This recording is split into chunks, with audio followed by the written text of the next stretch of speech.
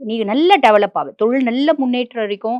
பாக்கிய குரு நெறைய அதிர்ஷ்டத்த குடுப்பான், பாக்கியத்த குடுப்பான். எப்படி வருமானம் நம்மளுக்கு வரும்? எங்கேயோ நம்மளுக்கு வந்து நோண்டி புதையல எடுக்க முடியும். நீ சம்பாதிக்கிறது உன்னோட வருமானம் தான். அப்ப உன்னோட வேலை செய்ற இடத்துல பிரஷர்ஸ் அதிகமாகும் பிற்பகுதியில். வேலை செய்ற இடத்துல நெறைய பிரஷர்ஸ் இருக்கும். அத டேக்கிள் பண்ணிருவாங்களா? அவ்வளதான். அம்மா துலாம் வந்து அ சனி உச்சமடையக்கூடிய ராசிம்மா. சுக்கிரனோட ராசி. சனி உச்சமடையக்கூடிய ராசி. ரொம்ப சிம்பிள்ம்மா. துலா ராசி பெர்சன்ஸ் கிட்ட கோவம் வந்து நீ பேச ஆரம்பிச்சா, "ஐயோ! ஏன்டா சாமி இவன்கிட்ட நம்ம பேசணும்." அப்படின்ற மாரி நீயே நொந்துப்ப. எப்படி அப்படின்னா, வெட்டு 1 துண்டு 10 அதுதான் துலாம். அட்டமெண்டா பேசுவாங்க. சனியினோட கேரக்டர் உண்டு. அடமெண்டா பேசுவாங்க. அறம் சார்ந்த ராசி.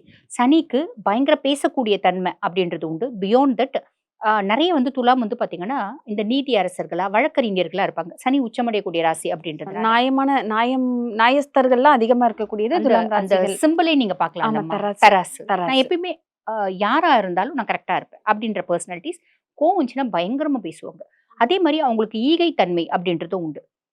நெறைய வந்து சேரிட்டி குடுக்கறது, இதெல்லாம் வந்து துலாம், மீனம் இதெல்லாம் சொல்லலாம்.